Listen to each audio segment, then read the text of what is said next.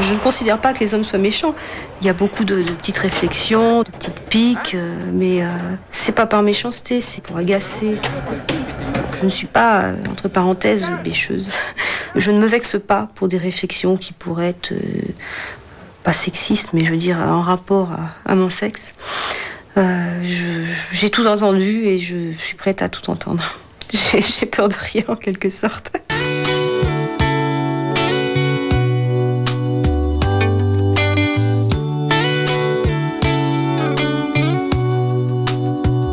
L'avenir s'arrête l'été prochain. Parce que normalement, je quitte l'armée de l'air pour me consacrer à ma vie de famille.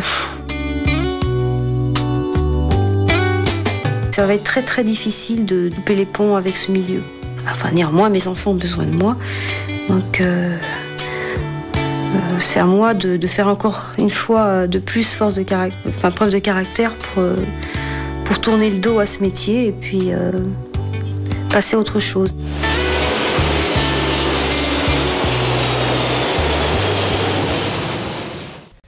Voilà, je remercie encore le commandant Cariès pour sa gentillesse. Et nous lui souhaitons d'ailleurs cette semaine un bon anniversaire. Pour continuer, nous vous proposons un petit clip santé sur les bonnes réactions, les bons réflexes à avoir en cas d'accident.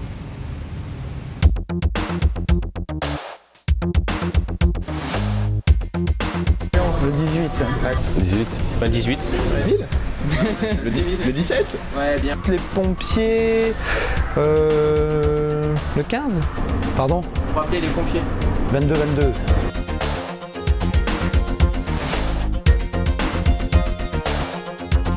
Le SAMU 18. Les. 15. Le 15. Ouais. 15. 15. Le 15.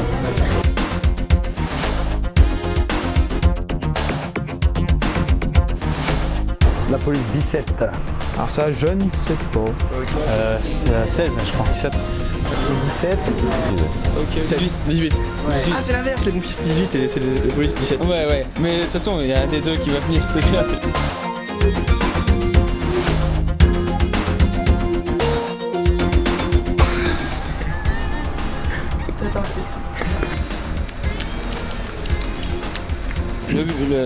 Il y a 2-1 dedans. J'ai pas de portable. C'est 121, je crois. Alors, ça ok, je connais pas. Tu connais pas? Non. La vie de toute personne peut être menacée un jour ou l'autre par une maladie ou un accident brutal. Il faut savoir alerter les secours appropriés. Pour cela, il existe différents numéros. Le 18, les pompiers. Le 17, la police ou la gendarmerie. Le 15, le SAMU. Et enfin, le 112, numéro des téléphones portables qui peut être utilisé dans toute la communauté européenne.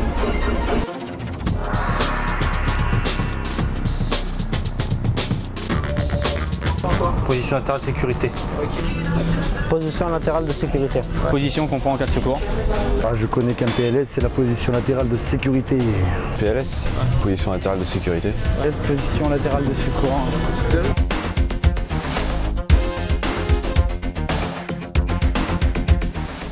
SAMU ou SMUR. Donc SAMU, service médicalisé d'urgence, SAMU, bon là je sais plus. C'est quoi, je crois pas? SAMU, alors je pourrais plus, non, je pourrais pas, non. Je sais plus. La réponse est simple. SAMU correspond au service d'aide médicale d'urgence. Et la PLS correspond à la position latérale de sécurité.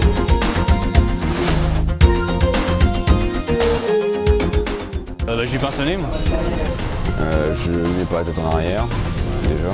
Et je lui laisse couler. Enfin, de toute façon, ça s'arrête à force. Je lui mets du coton. Tu mets du coton? Ouais. C'est tout? Mais déjà, je l'empêche de pencher la tête en arrière pour éviter que ça fasse un caillot de sang. Ouais, de toute façon, moi. Non, mais tu sais pas bon. Et après, ouais, je pense que je mettrai du coton. Ouais. Et putain, vous êtes durs, les gars, là. Il saigne du nez. Bon, moi, je cherche à savoir l'origine dans un premier temps. Je lui bascule la tête en avant et je lui mets une mèche de coton. Qu'est-ce que tu fais? Je me pince le nez pour éviter que ça se Que dois-je faire? Tenez, asseyez-vous. Asseyez-vous, comprimez la narine qui saigne et penchez la tête en avant. Voilà, je vais appeler le médecin. Je vais prendre attention.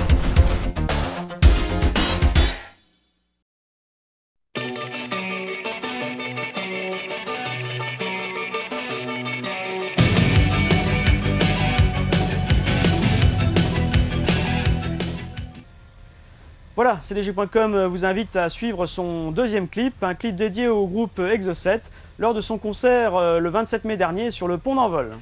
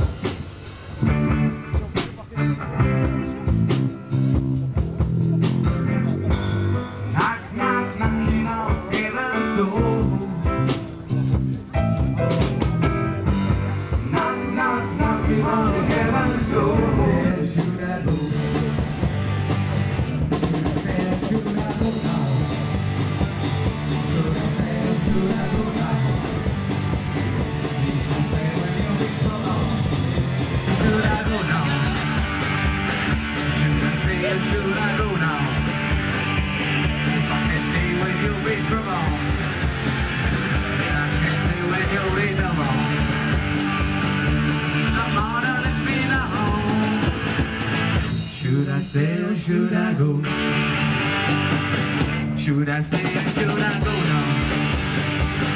Should I stay or should I go now? If I can stay when you reach from on, I can stay when you reach from on. So come on and let me know. Should I collect or should I blow?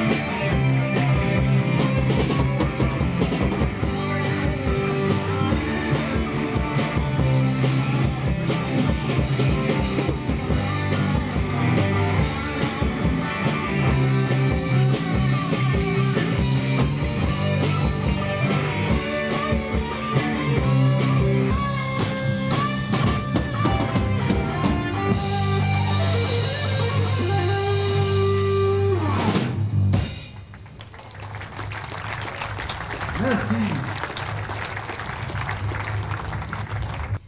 Voilà, c'en est fini pour ce premier magazine de reprise après quelques mois d'immobilisation. Avant de vous quitter, eh bien, je souhaite simplement vous rappeler que CDG.com est votre magazine et que toute l'équipe de bénévoles qui s'en occupe est preneuse de toute image qui permettrait d'en améliorer son contenu.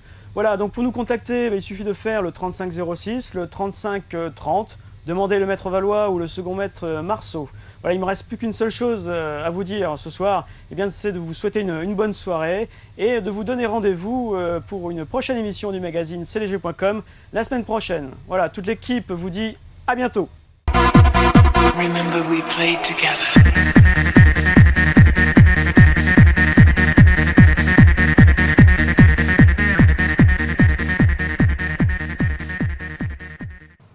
Bonsoir et bienvenue sur le plateau du magazine CDG.com. Je vous rappelle que le magazine CDG.com est un rendez-vous entre vous, nous et un invité pour faire le point sur votre semaine. Voilà, je laisse tout de suite la place à l'édito.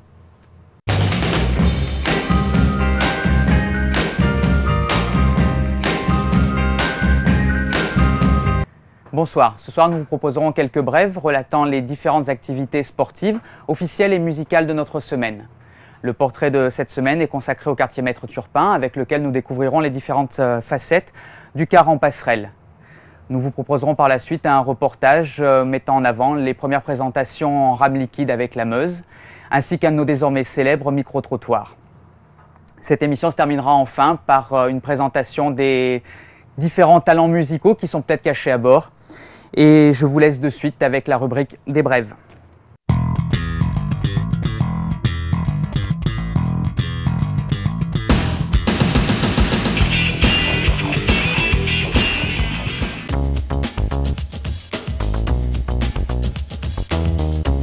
En début de semaine, le chef d'état-major des armées, Jean-Pierre Kelch, est venu nous soutenir lors de notre départ pour la mission Héraclès, donnant réponse aux différentes questions de l'équipage.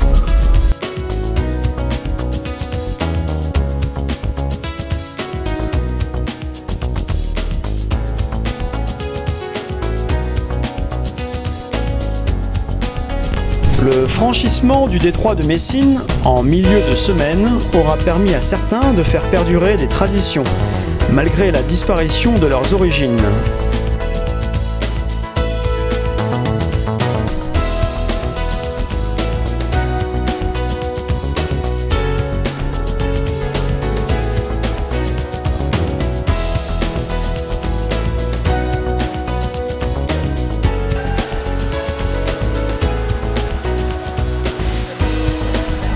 Samedi, la journée No Fly Day permet à l'ensemble de l'équipage de s'adonner à différentes activités sportives.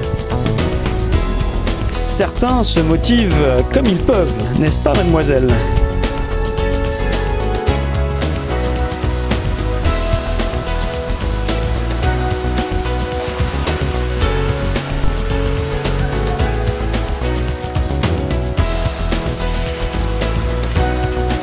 Salut Jacques!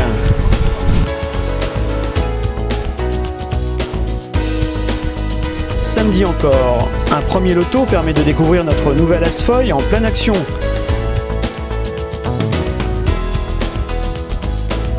Malgré le monde, elle s'en sort pas mal.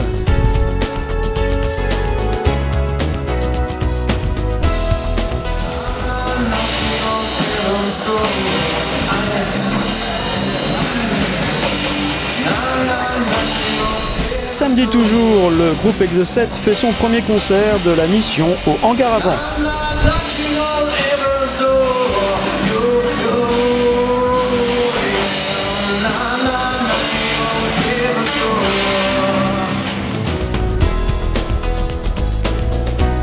Dimanche, démonstration de déminage, plage arrière par le groupe de plongeurs des mineurs présents à notre bord.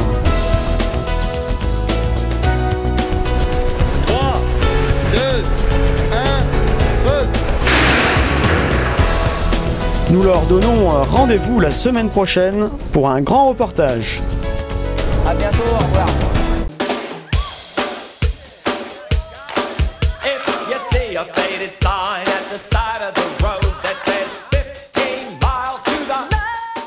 Voilà, chaque semaine, je vous propose de découvrir un membre de l'équipage. Ce soir, mon invité est le quartier maître Turpin. Bonsoir et bienvenue sur le plateau de CG.com. Bonsoir.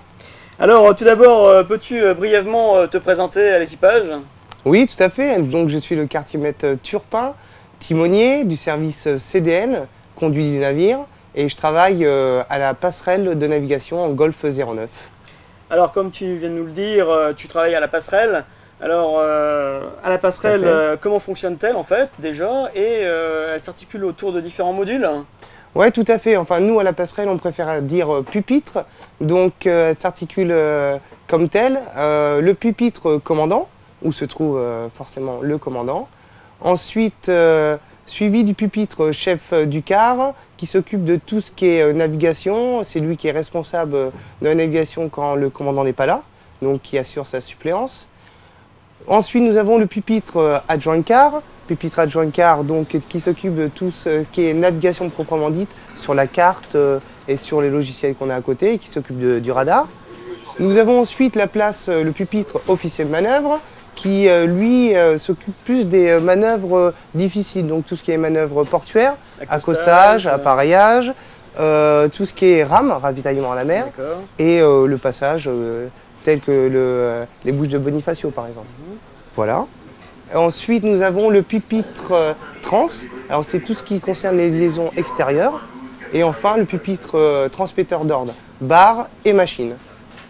D'accord, alors parmi en fait ces différents pupitres, quel rôle en fait es-tu amené à jouer, à occuper?